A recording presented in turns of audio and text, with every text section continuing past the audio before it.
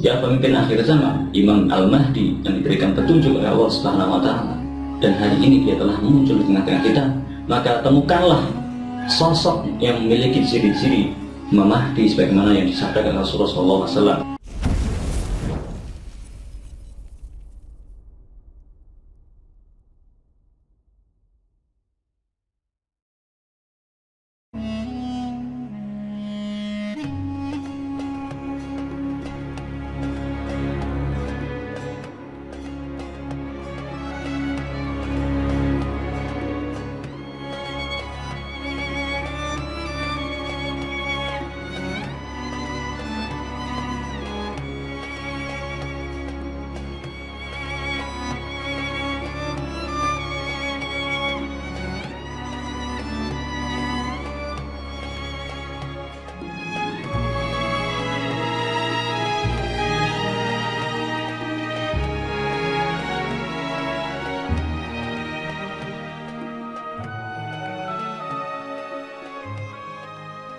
Assalamualaikum warahmatullahi wabarakatuh. Alhamdulillah, wassalatu wassalamu ala rasulillah wa ala alihi wa ashabihi wa man walah wa man sahra ala nahjihi ila yaumil walah. Alhamdulillah, sahabat Hijrah TV dimanapun berada, berjumpa lagi di saluran Hijrah TV channel. Mudah-mudahan channel ini semakin berkembang, semakin memberikan manfaat bagi umat, mencerahkan khususnya tentang masalah hijrah yang hari ini banyak dipahami dengan sempit oleh kebanyakan umat Islam. Ya, kenapa saya katakan sempit? Karena banyak umat Islam yang memahami makna hijrah hanya sebatas satu taubat, satu kembalinya seseorang dari jalan kegelapan menuju jalan terang, dari jalan kesatan menuju jalan petunjuk Allah Subhanahu wa Ta'ala, dari kekafiran menuju keimanan. Dan seperti itulah makna jihad, makna hijrah yang hari ini banyak dipahami oleh umat Islam di Nusantara ini, mulai dari kalangan remaja, anak-anak, hingga orang dewasa, bahkan artis pun hari ini sangat familiar dengan istilah hijrah. Tetapi sayang sekali hijrah yang terlalu sempit dimaknai dengan satu perubahan pada diri seorang dari akhlak yang tercela menuju akhlak yang terpuji. Maka saluran ini akan membahas makna hijrah dari sisi yang sebenarnya yang disebutkan dalam Al-Quran, dalam hadis, yaitu hijrah dalam rangka iqamatuddin, dalam rangka menegakkan dinullah, dalam rangka ketakwaan, mewujudkan ketakwaan kita kepada Allah Subhanahu wa Ta'ala. Ya, hijrah dimaknai secara hijrah bisa diartikan secara makna, tetapi hijrah pada hakikatnya adalah benar-benar meninggalkan satu tempat yang dimurkai Allah Subhanahu wa Ta'ala menuju tempat yang itu diridhoi oleh Allah Subhanahu wa Ta'ala, tempat di mana kita bisa menjalankan ibadah sebagaimana dengan mestinya, tempat di mana kita bisa merealisasikan sebagai tugas kita sebagai khalifah Allah di muka bumi. Baik sahabat hijrah dimanapun berada,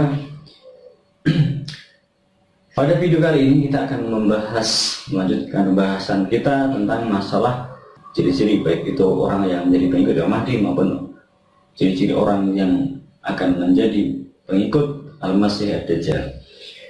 Baiklah, pertemuan video yang terakhir kita bahas tentang masalah perang angka 313, di mana jumlah 313 merupakan jumlah pengikut Imam Mahdi atau kaum muslimin yang membaiat paksa Imam Mahdi, dan jumlah itulah jumlah pasukan Badar yang menyertai Rasulullah SAW dalam peperangan Badar.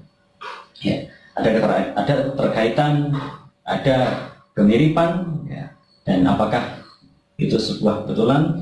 Tentu tidak ada yang kebetulan di alam dunia ini. Allah SWT telah menetapkannya, menakdirkannya, sehingga apa yang terjadi merupakan satu sunnatullah, satu ketentuan Allah, ketetapan Allah Subhanahu wa Ta'ala yang kita harus imani dan kita harus yakini.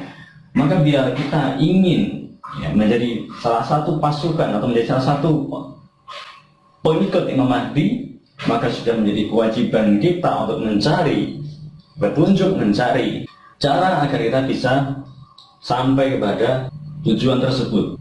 Hari ini kita akan membahas tentang satu hadis ya, yang menjelaskan tentang pembaiatan Imam Mahdi, yaitu diantara rukun Hajar Aswad dan Makom Ibrahim.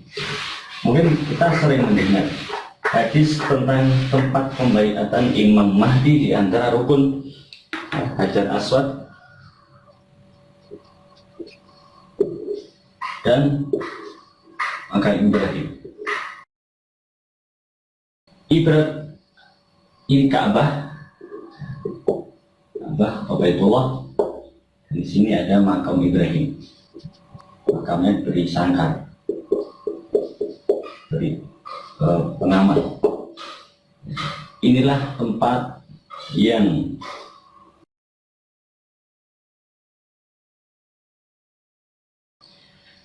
yang akan berlangsung ketika nanti pembaiatan Imam Mahdi. Pernahkah sahabat bertanya-tanya, kenapa Rasulullah menyebutkan tempat pembaiatan Imam Mahdi itu ada di sini, di Baitullah, di rumah Allah, Ka'bah Al-Musharrafah, Baitullah, Masjidil Haram, di Makkah Al-Mukarramah, di negeri Hijaz. Maka seringkali kita mendengar istilah hijrah Hijaz. Ya, ini bukan sembarang nama, tapi ini memang hijrah ke Hijaz, hijrah ke Makkah. Oke, langsung saja kita bahas. Oke. Hajar Aswad, yang pertama adalah Hajar Aswad, kemudian Makom Ibrahim. Sahabat tahu apa itu Hajar Aswad? Ya. Ada sebuah riwayat yang mengatakan Jibril membawa Hajar Aswad itu dari surga, yang dahulunya berwarna putih bersih, tapi karena dosa-dosa manusia sehingga hari ini Hajar Aswad berubah menjadi batu yang berwarna hitam. Ya. Apalagi batu surga. Dan ini menjadi satu ya, pemersatu kabilah Arab ya, atau Quraisy. Jika itu ada peristiwa banjir yang menyebabkan Ka'bah rusak dan perbaikan perlu dibangun ulang, sehingga ketika pembangunan itu sampai pada peletakan Hajar Aswad, ya, setelah terjadi perselisihan kalangan pemuka Quraisy, sehingga muncullah Rasulullah Muhammad SAW ya, yang kemudian menjadi penengah di antara mereka, sehingga dengan ide cerdas Rasulullah ya, tidak terjadi pertumpahan darah, sehingga pembangunan Ka'bah bisa dilaksanakan hingga selesai. Nah, apalagi sahabat apalagi yang kita ingat tentang peristiwa atau hal-hal yang berkaitan dengan Hajar Aswad. Ya, jadi inilah batu yang kemudian dalam sebuah hadis menyebutkan dia akan menjadi saksi bagi orang-orang yang menciumnya selama di dunia. Ya, saya kurang tahu lengkap hadisnya, tapi saya pernah membaca ya, orang yang menunaikan haji ke Baitullah, maka saat dianjurkan untuk mencium Hajar Aswad. Hajar Aswad.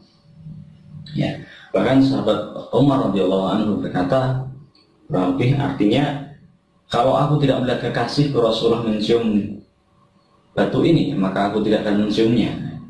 Artinya memang mencium batu Hajar Aswad itu sebuah sunnah, di mana sunnah itu dijalankan oleh kekasih Allah Nabi Muhammad SAW, dan bagi umatnya diwajibkan atau disunnahkan untuk mengikuti teladan Rasulullah SAW. Ya.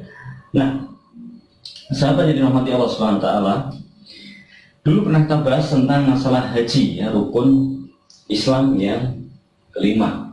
Ya, tentang ciri-ciri pengikut Imam Mahdi ada beberapa video yang telah kita upload. Salah satunya membahas tentang sholat. Nah, kita melewati masalah rukun Islam yang lain, ya, puasa, zakat. Nah, kita langsung ke masalah haji. Haji ini rukun Islam, ya, rukun Islam yang kelima. Rukun Islam yang kelima.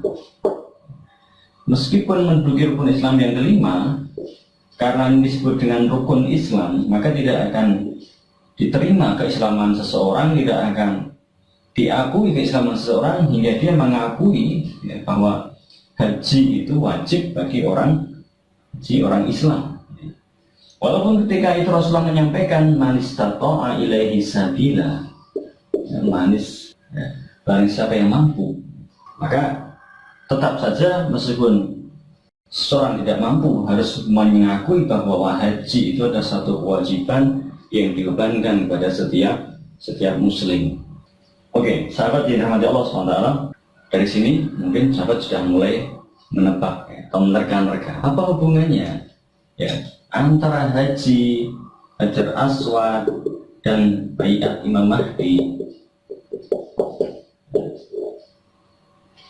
Ya, tentu semua ada kaitannya, karena munculnya Imam Mahdi itu menurut hadis yang saya ketahui, ya, kalau saya tidak lupa dan salah, Imam Mahdi dibaiat, ya, setelah musim haji, di mana kaum muslimin dari berbagai belahan dunia, dari berbagai penjuru dunia ini berbondong-bondong menuju ke tanah suci untuk menjalankan manasik haji. Lalu, ya, apa hubungannya dengan pengikut Imam Mahdi? Apa hubungannya haji itu dengan, ya, akhir zaman? Sahabat yang rahmati Allah SWT, kita tahu bahwa hari ini ibadah haji adalah satu ibadah yang hampir dikatakan mustahil untuk bisa dilakukan. Saudi sudah memblok, ya, sudah menutup akses masuk orang-orang Indonesia dan dari luar negeri. Demikian juga negara-negara lain, ya, beberapa negara menutup akses untuk orang-orang Indonesia. Maka mulai tahun ini, tahun kemarin, akhir tahun kemarin, tahun ini, ibadah haji ini suatu ibadah yang hampir dikatakan mustahil dilakukan oleh umat Islam melalui, ya, jalur udara. Ya, bisa dilakukan untuk apabila seorang menginginkan ibadah haji, maka bisa lewat jalur, ya, darat atau laut. Dan itu pun akan menjadi sangat sulit hari ini, karena kondisinya masih seperti ini. Maka sahabat yang dirahmati Allah Subhanahu wa Ta'ala, sekali lagi saya mengingatkan, ini adalah masa-masa yang cukup sulit bagi kita sebenarnya. Sulit untuk menentukan apakah kita sudah masuk menuju fase akhir zaman, menuju akhir dari fase Mulkan Jabriyah, mendekati bangkitnya khilafah atau munculnya khilafah. Mungkin ini akan menjadi sulit menentukan bagi kita jika kita tidak menggantungkan semua ilmu itu kepada Allah SWT, sembari kita menambah ilmu kita, memperbanyak informasi-informasi yang berkaitan dengan masalah akhir zaman. Manakala kita hanya menggantungkan semuanya pada Allah SWT, jangan harap kita bisa termasuk menjadi bagian dari orang-orang yang membaiat paksa Imam Mahdi di Masjidil Haram. Maka dengan mengetahui latar belakang masalah ini, mudah-mudahan kita ditakdirkan Allah Subhanahu wa Ta'ala menjadi bagian dari umat pilihan yang akan bayat Imam Mahdi. Walaupun kita tidak ditakdirkan Allah untuk mencapai Masjidil Haram, insya Allah pahalanya sudah Allah tentukan, sudah Allah tetapkan. Bagi kita yang niat dengan sebenarnya untuk membayat Imam Mahdi, dan kita wujudkan niat itu dalam satu tindakan yang jelas, dalam satu sikap yang tegas, di mana kita akan menentukan, ya, di mana kita akan meletakkan kedua kaki kita, kedua tangan kita, pada siapa kita akan berikan, ya, loyalitas kita dan, ya, kepatuhan kita. Tentu itu semua membutuhkan sosok pemimpin, sosok ketua yang akan mengarahkan dan membimbing kita ke sana. Maka sahabat semua, apakah sudah menemukan sosok tersebut? Ya, maka sekali lagi simak terus channel Hijrah TV. Insya Allah sahabat akan paham kepada siapa saya mengarahkan sahabat untuk memberikan, ya, ketaatan dan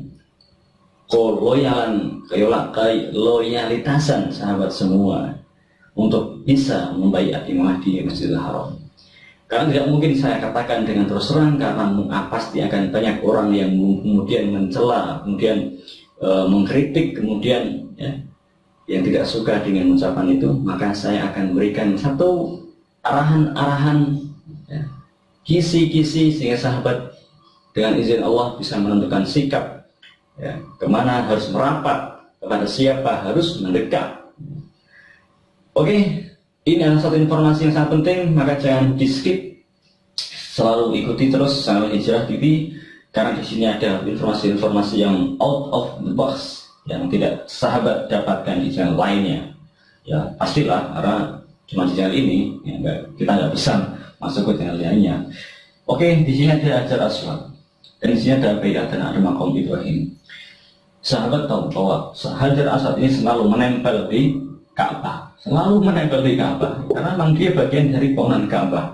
Ya, Allah Subhanahu wa taala mentakdirkan, A'udzubillahi minasyaitonir rajim, inna awwala baiti wudi'a lin-nasi lalladzi Bakkata mubarakan wa hudan lil 'alamin fihi ayatun bayyinatun maqam Ibrahim.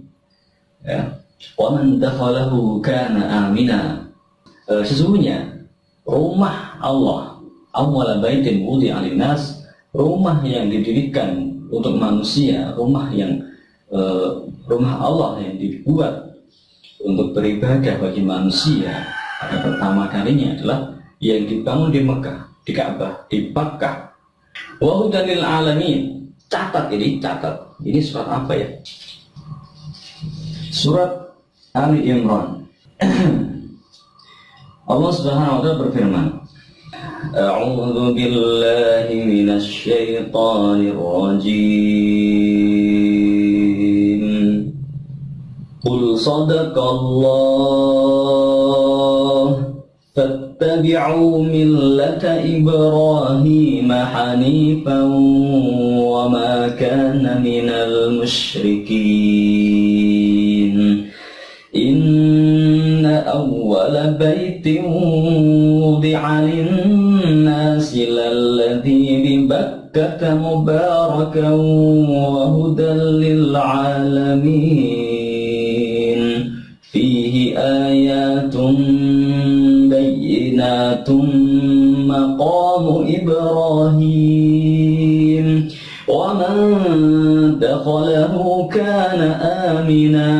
Walillahi 'alan nasi hajjul baiti man istata'a ilaihi sabila wa man kafara fa innallaha ghaniyyun 'anil 'alamin. Ya. Demikian Allah berfirman, katakanlah Maha benar Allah, maka ikutilah milah Ibrahim yang lurus, yang hanif, wa ma kana minal musyrikin, dan tidaklah dia termasuk orang-orang musyrik. Sesungguhnya rumah pertama yang dibangun untuk manusia adalah yang ada di Mekah, di Bakkah, yang diberkahi sebagai petunjuk bagi seluruh alam. Ya.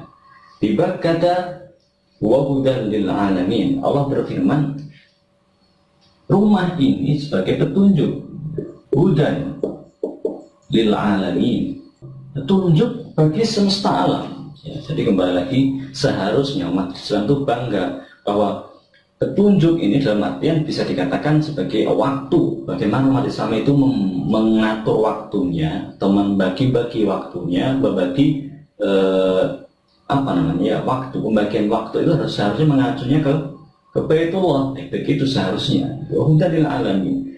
Fihi ayatun bayyinatun maqamu Ibrahim. Di sini ada ayat yang jelas. Maqamu Ibrahim. Ya, Allah berfirman di sini ada ayat yang jelas, ada tanda-tanda yang jelas. Tandanya Baitullah itu apa? Maqam Ibrahim.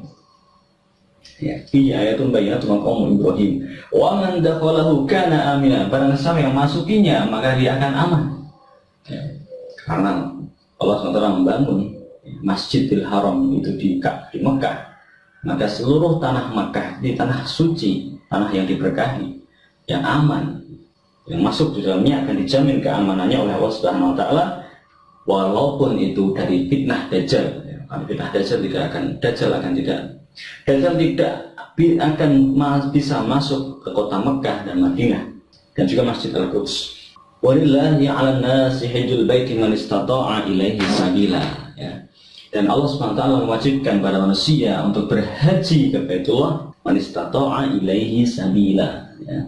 Dan siapa yang mampu untuk mewujudkan perjalanan ke Masjidil Haram. Ya, demikian. Wa man kafara fa innallaha ghaniyyun 'anil 'alamin. Dan barang siapa yang kafir, artinya tidak mau berhaji, fa innallaha ghaniyyun 'anil 'alamin, maka sesungguhnya Allah Maha Kaya. Allah nggak butuh dengan haji kita. Mau haji 10 kali, 100 kali, nggak butuh. Yang butuh itu kita. Kalau kita mau dikatakan sebagai orang muslim, orang mukmin, maka berhajilah walaupun itu sesuatu yang mustahil dilakukan. Sekali lagi, pengikut Imam Mahdi akan senantiasa merindukan untuk bisa ziarah, bisa sampai ke Masjidil Haram. Pengikut Imam Mahdi senantiasa merindukan untuk sampai ke Baitullah, untuk bisa mencapai rumah Allah Subhanahu wa taala yang merupakan petunjuk di akhir zaman. Ayatun bayyinat, ayat yang jelas, dan tidak akan terjadi kiamat hingga Ka'bah dirobohkan, ya Ka'bah dihancurkan oleh salah seorang dari Habasyah. Maka sahabat Hijrah TV dimanapun berada, di manakah letak petunjuk itu bagi kita?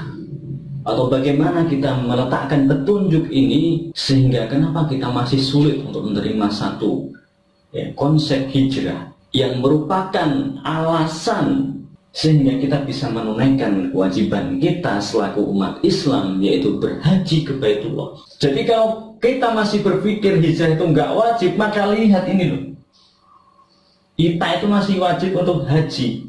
Walillahi 'alan nasi hajjul baiti man istata'a ilaihi sabila. Setiap tahun ada musim haji. Kalau kita bisa hadir setiap tahun itu bagus. Kalau kita bisa hadir setiap tahun itu bagus.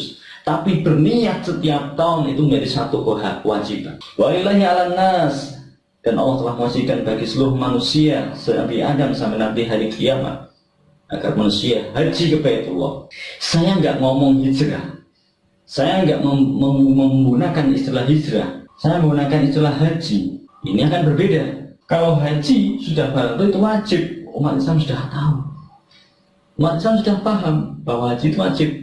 Tetapi menjadi satu hal yang sangat memprihatinkan ketika konsep mampu ini menjadi sempit. Ketika orang Islam hanya meyakini bahwa haji itu bagi orang kaya, orang yang berduit, orang yang punya harta. Salah. Man istata'a ilaihi sabila. Barang siapa yang mampu mewujudkan perjalanan ke Baitullah, mau dengan naik perahu, mau dengan naik pesawat terbang, mau naik ketek, mau naik apa, walaupun merangkak di atas salju pun, kata Rasulullah SAW, di akhir zaman nanti, walaupun harus merangkak di atas salju, tempuh itu, niatkan untuk berhaji.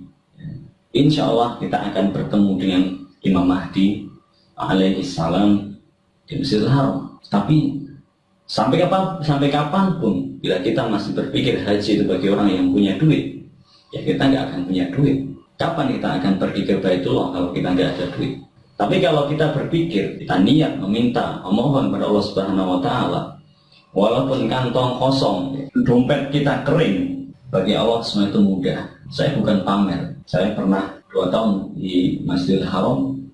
Itu juga bukan karena banyak duit, karena ada kesempatan menjadi kuli, menjadi tukang bangunan, menjadi bekerja. Memang apa salahnya ketika sahabat bisa ke Masjidil Haram walaupun harus nguli? Mungkin banyak orang berpandangan bahwa haji itu ya harus resmi, harus izin, harus seperti itu. Kalau ibadah haji hanya sekedar mengejar gelar haji, Pak Haji, Bu Hajah, ya nggak usah haji, percuma. Mau hajinya mabrur gimana? Mabrur, duit cuma diambil-ambilin seperti orang piknik. Ini yang saya pahami dari konsep haji, sehingga haji ini salah satu titik, salah satu rukun Islam yang akan ada sepanjang masa hingga Allah takdirkan Ka'bah ini dihancurkan. Maka sampai nanti munculnya Imam Mahdi, Ka'bah akan tetap tegak. Karena ini merupakan ayat yang jelas. Kenapa ayat? Kita itu umat akhir zaman. Kita itu sudah ditinggal oleh Rasulullah SAW. Kita itu sudah kehilangan para sahabat. Kita itu sudah jauh dari generasi khairul qurun sebagai generasi. Maka dari mana Allah akan memberikan petunjuknya kepada kita kalau kita tidak mau meraih petunjuk, kalau kita tidak mau mencari petunjuk itu? Dan Allah sudah wariskan petunjuk-petunjuk itu sehingga kita bisa mewarisinya. Mewarisi itu berarti kita memang harus mencari, kita harus betul-betul menjaga. Orang yang mewarisi petunjuk dari Allah Subhanahu wa Ta'ala, orang-orang yang benar-benar menjaga petunjuk tersebut, benar-benar merawat petunjuk yang telah Allah berikan, dalam artian otaknya, pikirannya, perhatiannya itu betul-betul digunakan untuk dicurahkan untuk memikirkan ini semua, menjaga, dirawat terus di dalam kepala. Jadi jangan dianggap Hajar Aswad, makam Ibrahim, haji ini sesuatu yang nggak ada sesuatu yang wow gitu. Ini wow sekali, wow, subhanallah, Allahu Akbar. Ya, Allah tetap jaga Baitullah, Allah jaga makam Ibrahim. Ya, semuanya ada kaitannya dengan pembayatan Imam Mahdi. Yang namanya seperti namaku, nama bapaknya seperti nama bapakku. Siapa nama Rasulullah Muhammad SAW? Siapa nama bapaknya? Abdullah. Maka ada hubungan di sini. Ada sesuatu yang kemudian perlu kita gali, kita cari, sehingga keberadaan Hajar Aswad, makam Ibrahim ini menjadi satu penunjuk jalan bagi kita untuk menentukan siapa sosok calon pemimpin akhir zaman. Maka lihatlah, adakah orang di sekitar kita yang mengajak kepada hijrah, dalam rangka membaiat, dalam rangka menjaga nasab Rasulullah, dalam rangka menjaga calon Imam Mahdi. Masih calon, karena nanti akan diangkat nanti di depan Ka'bah. Jadi sahabat yang dirahmati Allah Subhanahu wa Ta'ala, mungkin terlalu panjang saya membahas tentang masalah haji, ya, Hajar Aswad dan makam Ibrahim, yang semua ini merupakan satu warisan dari leluhur Rasulullah SAW. Nabi Ibrahim Khalilullah, inilah yang disebut dengan apa? Para nabi. Inilah yang menyebut kita dengan kaum muslimin. Beliaulah yang menamaikan kita umatnya dengan umat Islam.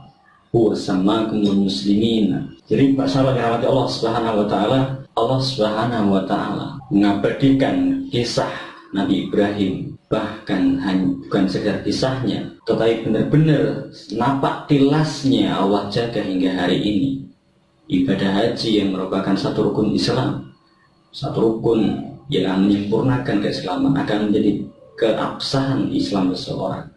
Maka malah kita berpikir hikmah yang bisa kita dapatkan dari ibadah haji, di mana Imam Mahdi akan diangkat, akan dibayar pada musim-musim haji, pada bulan-bulan haji, setelah haji. Dan karena itulah haji itu wajib bagi kita, bukan wajib bagi mereka yang kaya, wajib bagi yang mampu untuk mengadakan perjalanan ke sana. Perjalanan itu secara umum tidak hanya perjalanan yang mewah, perjalanan yang menyenangkan, yang mudah. Tapi di akhir zaman semua itu akan menjadi sulit. Sebagaimana hari ini ibadah itu telah hampir mustahil dilakukan. Tapi bagi para pengikut Imam Mahdi nanti, sesulit apapun, sesukar apapun, seberat apapun, mereka akan senantiasa berusaha dengan sungguh-sungguh untuk menjemput kekasih Rasulullah SAW, keturunan yang beliau cintai, yang akan mewarisi dunia, yang akan mewarisi kejayaan Islam. Ialah calon pemimpin akhir zaman. Ya, pemimpin akhir zaman, Imam Al-Mahdi yang diberikan petunjuk oleh Allah Subhanahu wa Ta'ala. Dan hari ini dia telah muncul di tengah-tengah kita. Maka temukanlah sosok yang memiliki ciri-ciri Imam Mahdi sebagaimana yang disabdakan Rasulullah SAW. Dan ketika para sahabat telah menemukan, maka bersegeralah untuk menolongnya. Karena sekali lagi Imam Mahdi, calon Imam Mahdi, dia meminta pertolongan, tetapi tidak banyak orang yang akan menolongnya. Maka jadilah salah satu orang yang menjadi penolong Imam Mahdi. Seandainya seluruh umat Islam Indonesia ini tidak ada yang ingin jadi penolong, maka saksikanlah saya akan menjadi penolongnya. Saya akan menjadi orang yang menolongnya. Kalau seandainya seluruh dunia menolak untuk menolongnya, maka inilah saya akan menjadi orang yang akan menolongnya. Wallahu ta'ala alam wa ilmu atam wa ahkam wa sallallahu ala rasulihi wa alihi wasallam. Subhanakallahumma rabbana wa bihamdika asyhadu an la ilaha illa anta astaghfiruka wa atubu ilaik. Ketemu lagi di video yang akan datang. Mudah-mudahan bermanfaat. Assalamualaikum warahmatullahi wabarakatuh. Salam hijrah.